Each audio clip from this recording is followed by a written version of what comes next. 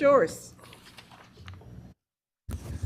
Thank you so much, Madam Chair, Senator Lucas, and all of our senators who I know are on their way. It is a pleasure and honor and a privilege to stand before you to give you an update on Virginia State University and the collective impact of Virginia's historically Black colleges and universities. I'd be remiss if I didn't acknowledge two people. One is Mr. Tom Cosgrove, who is a member of Virginia State University Board of Visitors and a great friend to Virginia State University, and Mr. Eldon Burton, who took the time to make sure that I had good remarks, and I hope to read his remarks very well. First and foremost, I want to extend my heartfelt gratitude to this committee and to the General Assembly for your steadfast support, your commitment to higher education, and your recognition of the value that institutions like VSU bring to the Commonwealth are deeply appreciated. At VSU, we live by the slogan, "Greater happens here." This embodies our unwavering belief in the transformative power of education and the limitless potential of our students.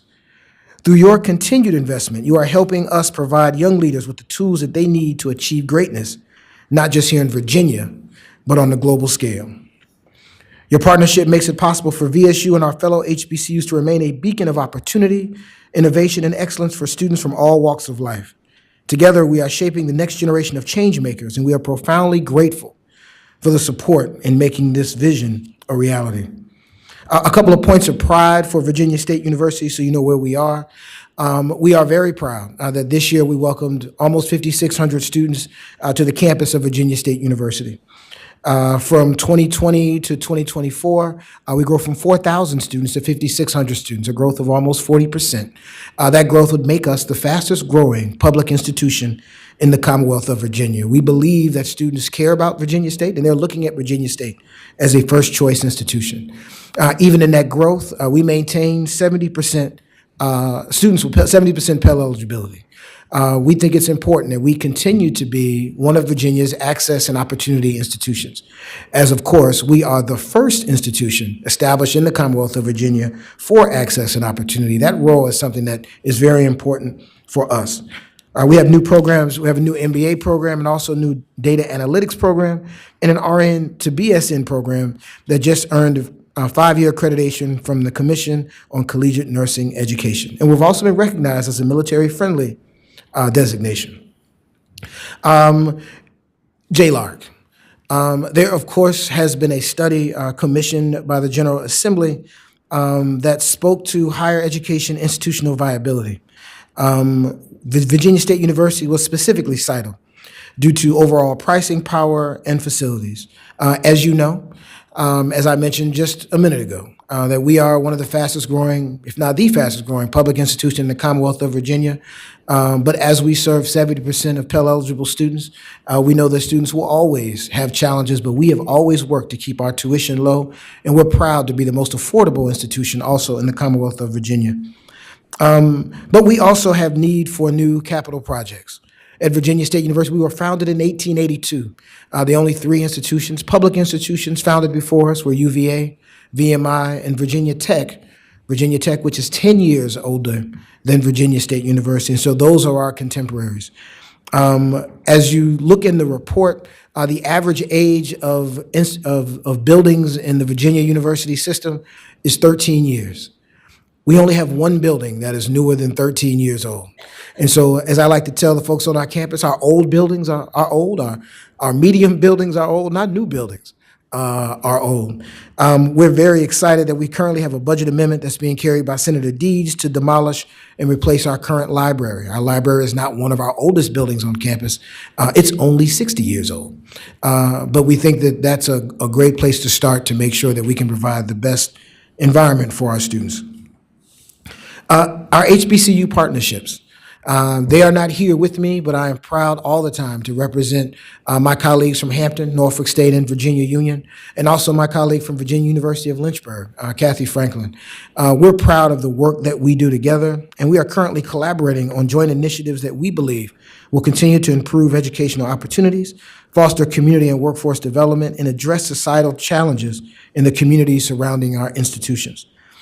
We have developed MOUs with each other that will allow us to actively engage our public K-12 school districts, enhance our research capabilities, and create work-based learning and expand our educational access. All of my colleagues are coming to visit and walk around on January 29th. And so we look forward to seeing you on January 29th. But that is a show, if you will, of our cooperation and our ability to work together. But I want you to know, and I think it's important that you do know, that it's more than just a show, that our HBCUs are committed to working together to make sure we provide the best opportunities for the Commonwealth. And last but certainly not least, and I won't go into all of this, as I've been told that they've actually come, the COP, my public university colleagues, coupled with the Virginia Business and Higher Education Council. We are a proud member of the 16 institutions here in Virginia, and we believe that Virginia's higher education portfolio is among the best in the country. And I'm proud of all of my colleagues and the work that they are doing.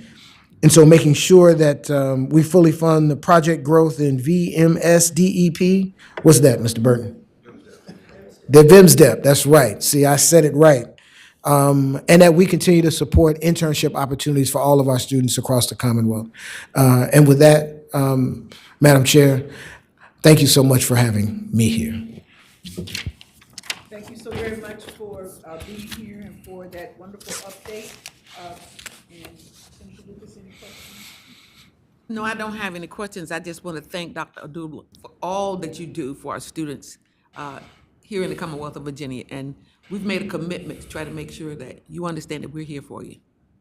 If I can, Madam Senator, I want to thank both of you for your incredible support of Virginia State, for your support of me, and also for your support of our HBCUs. We are truly thankful to have you in leadership positions. Thank you. Thank you. Thank you.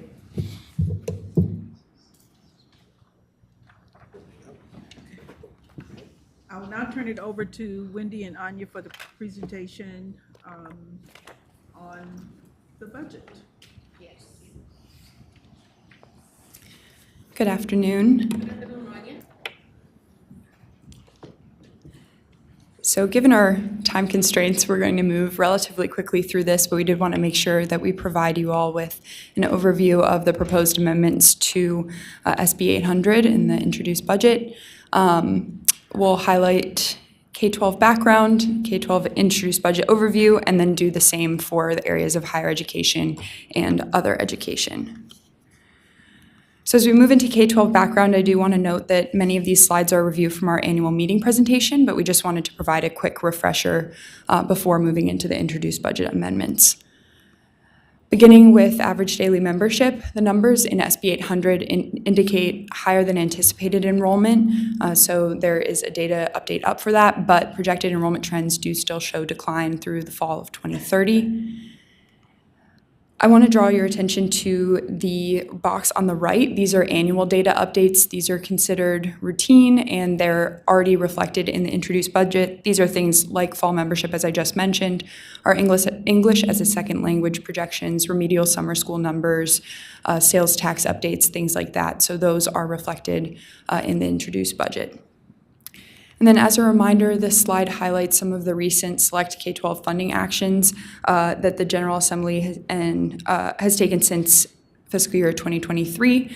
Some highlights here include teacher salary increases, the at-risk investments, the raising of the support cap to 24 per 1,000 students, and then investments in reading specialists for the Virginia Literacy Act and investments in English language learners.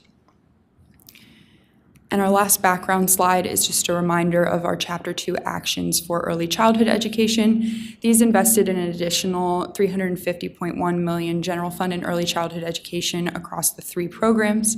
And this maintained child care subsidy slots that were previously funded with COVID relief funds and added 2,440 CCSP slots in the second year. Language in Chapter 2 also established a waitlist requirement, which revealed unmet demand, and differences in regional availability of slots and family preferences indicate that additional funding for slots may reduce but not fully eliminate the waitlist. And Madam Chair, if there are no questions on that section, I'll move into the introduced budget. I'll move quickly through this slide since this is similar to the presentation that we gave in our full committee meeting, but the introduced budget does propose a net increase of $286.5 million general funds and over $1 billion of non-general fund over the biennium. And that does include the routine data updates that I mentioned previously. Some of these proposed changes include an additional $290 million non-general fund across the biennium for school construction, $89.2 million over the biennium for those routine updates, $66 million to support transitional one-time and ongoing costs for a new statewide assessment system, $51.3 in one-time and ongoing funds to establish the School Performance and Support Framework Resource Hub to support schools that are identified as off-track or needs intensive support by the accountability system, $50 million in the second year to establish Virginia Opportunity Scholarships for low-income students paying up to $5,000 in costs for private school attendance, and then $25 million the first year to establish new lab school partnerships with HBCUs. And then I'll talk about these in a moment, but we did have some proposed changes to early childhood programs that result in no change to general fund savings or general fund investment, but could create a savings that could be invested to create approximately 3,600 new slots.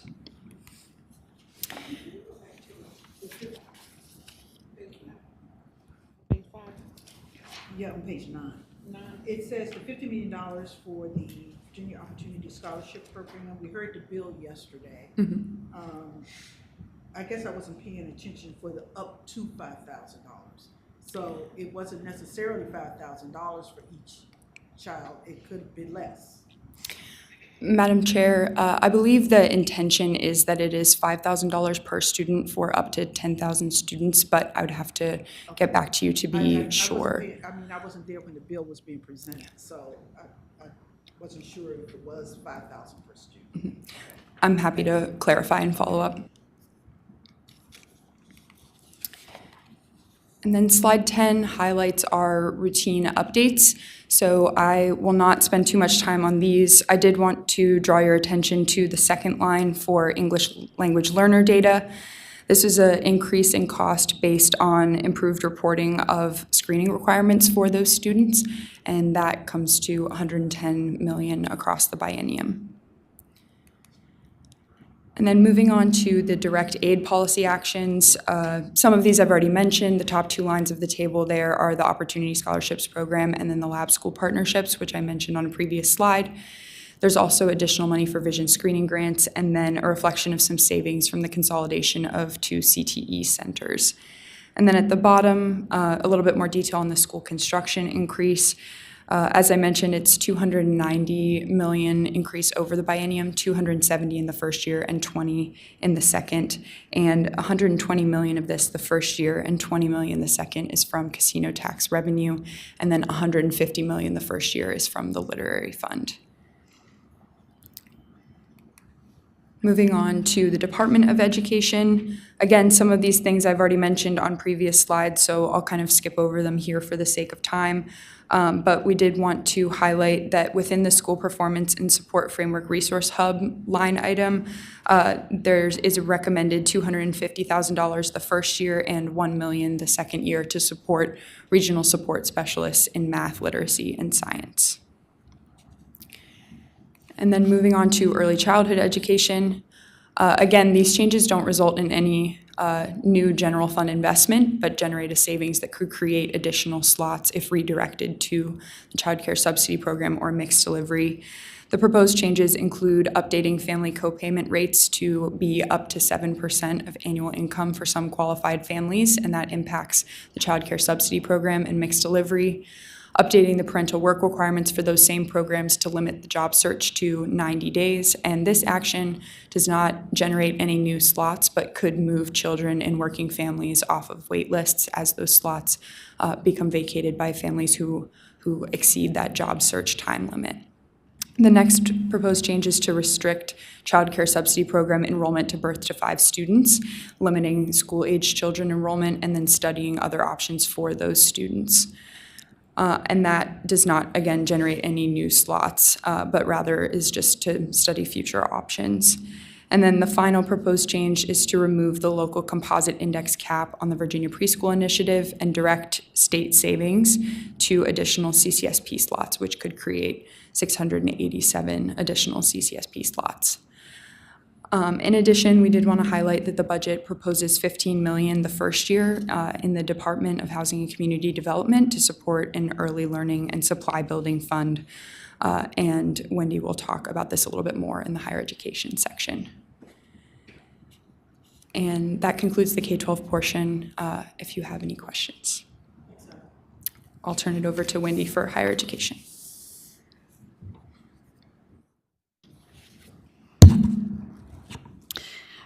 Good afternoon, Madam Chair. As Anya said, we covered a bit of this in the meeting last week, so I think we'll just try to reference a few things for you as we start to move towards the budget process. In higher education, as a background, these dollar amounts that are provided in the table on slide 15 show the recent investments that we've made in higher education and what's already been included in this year's budget in terms of affordable access, investments in undergraduate need-based aid, the share of the state salary increases that we've provided. We do have another 3% salary increase that is planned for FY26 that institutions are required to pay a portion of through their state share. Investments in the Pell Initiative. We've included here the recent investments in tuition assistance grants, so you can see the increases over time and then the additional amounts that were added for the HBCUs back in FY23. The EVMS merger and then investments in the NSU and VSU for student support, as well as the VMSDEP waiver program this last session and the innovative internship program, as well as the workforce credential grant. Also, as a reminder, you heard a little bit from President Abdullah to talk about some recent JLAC reports. We did have a report in over the fall regarding 2 JLAC studies. Those are listed on the bottom of the page that had some various findings regarding institutional viability, as well as one on spending and efficiency. And some other things that we just want to provide as a reminder that there's some additional actions that were taken in the 2024 session that we had continued to look at. And again, these were things that we covered during the annual meeting. We did have an Intercollegiate Athletics Review Commission scheduled, and unfortunately that was not able to meet. We need to reschedule, but we know that time is very difficult right now during session with everyone's schedule. So I think we're going to try to circle back with members if it's possible to do it during session, but we might have to do it after session. In terms of the introduced budget, the main items to cover are that there was additional money that was provided to the Virginia Military Survivors Independence Education Program. That is $90 million. I do want to remind you that these were actions that you took last session in the fall, and this is now appropriating that money. So it was $45 million that was in the each year in the budget from surplus funds, and then you're seeing these being appropriated. And then the $120 million is from VA 529 defined benefit surpluses. There's some additional investments in College and Career Ready program at VCCS, as well as grants that are being provided for nursing programs at a variety of, for SHEV to administer as a competitive grant program. And the last two, 9.4 and the 3.5, are provided to the VIMSTEP stipend program, as well as the Workforce Credential Grant, and this is to meet expected demand in the program in order to maintain the stipends and the award amounts up for those two programs.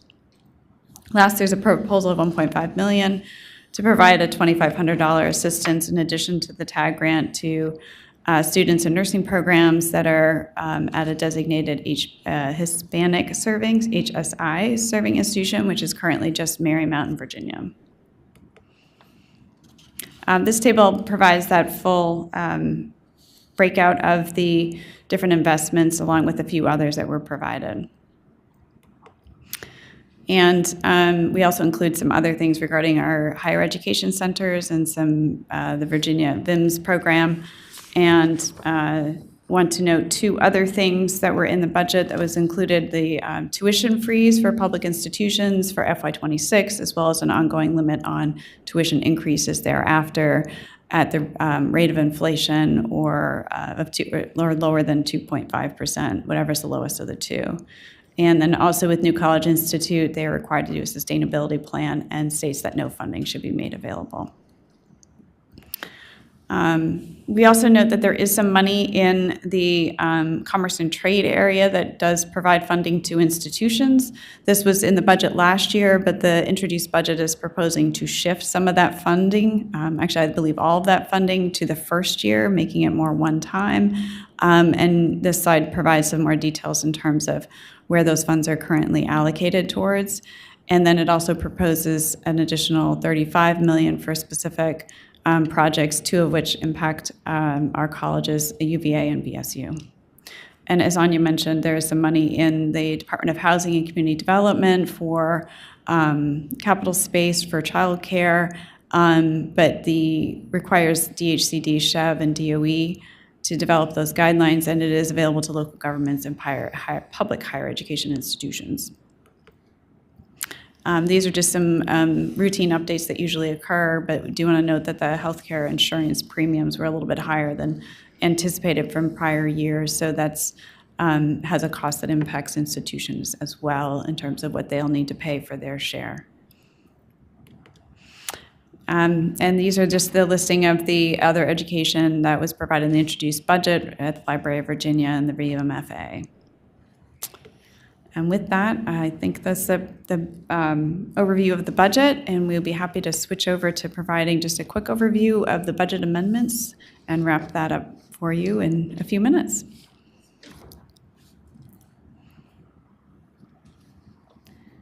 I think Anya will go through the K-12 really quickly, and then I'll just highlight a few things in higher ed.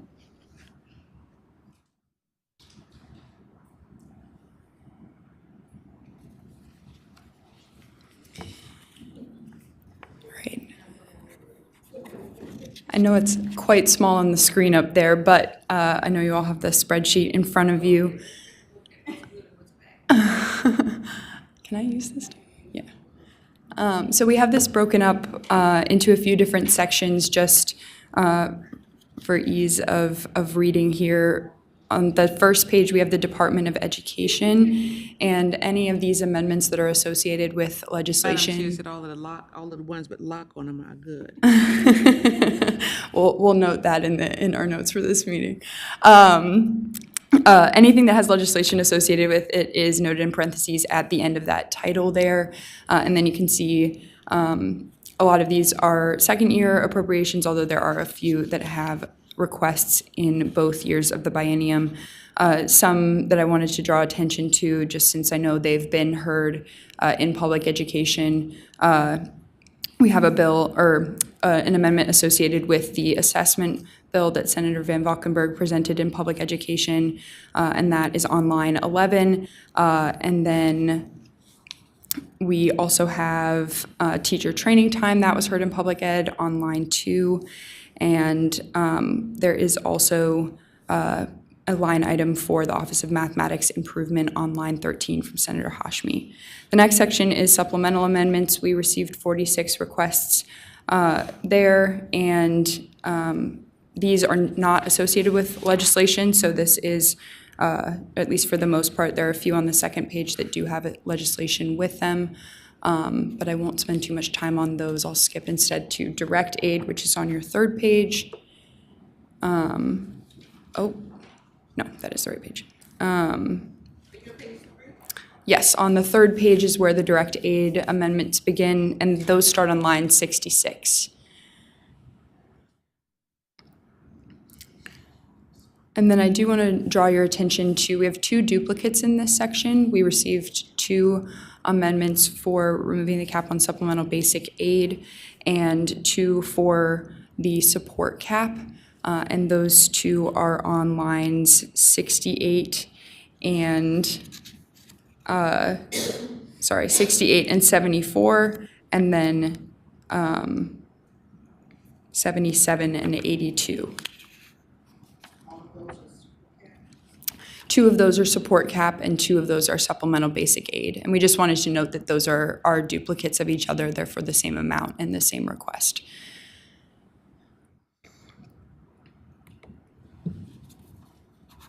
And then that concludes the K-12 portion. Actually, we do have a few amendments there for early childhood.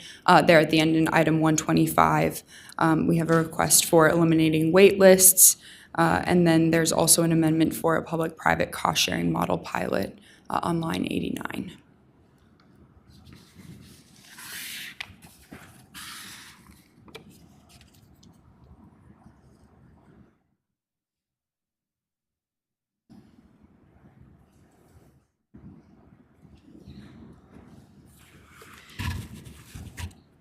And I'll just be brief on this with higher education. You'll see the first few lines are requests to increase the TAG award and amounts that have been provided for the dollar to increase it to the amounts that are being requested. And as you remember in the prior presentation, the current award amount, the history of those award amounts are provided in that as well. There's an additional request at CHEV for the Workforce Credential Grant. And then there's some other requests there for various specific initiatives under theirs.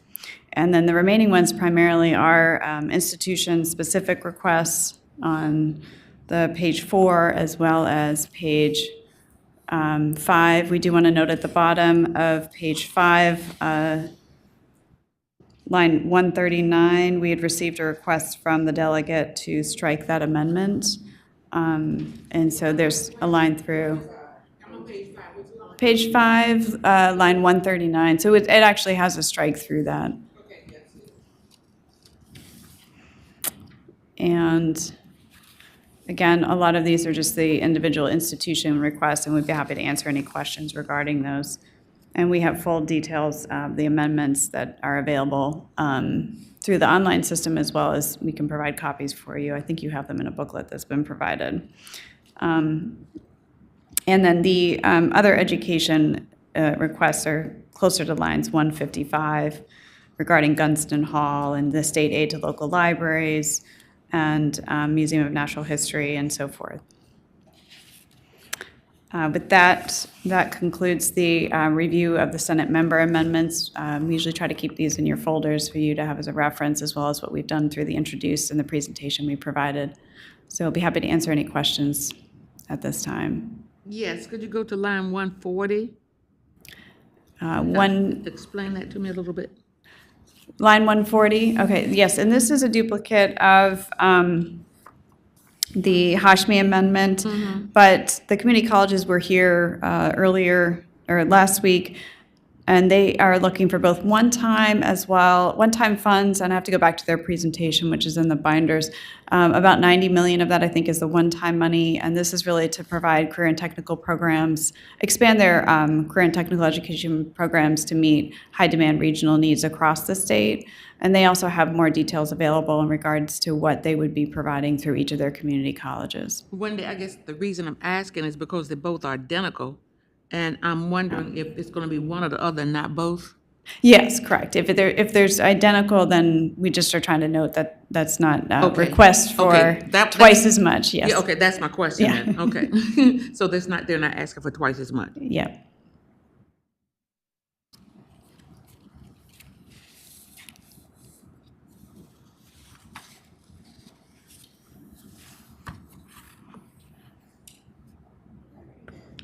Well, I know we're not going to be able to do all of these.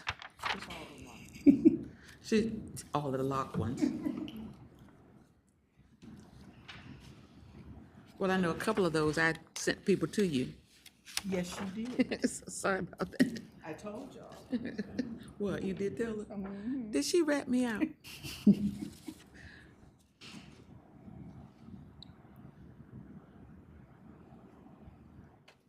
Okay. So we just need to figure out a time to. We have another meeting scheduled on Thursday, so we will try to figure out some other times, and we can work on scheduling that.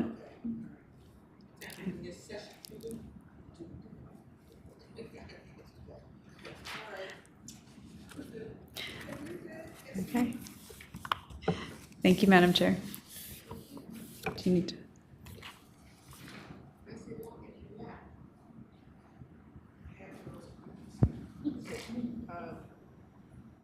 Okay. Okay, thank you, Wendy, Anya. Are there any questions, Madam Chair? No, I just need to kind of just comb through this a bit more. I mean, because this is just kind of like a cursory review of what's here. But I just need to look at it a little bit more. For both public Yes. education and higher ed? Yes, that's Okay. correct. So thank you all for being with us today. So our next meeting is on Thursday, the 23rd at 3. And if there's nothing further, we will adjourn. Thank you. The Senate of Virginia, Richmond, Virginia.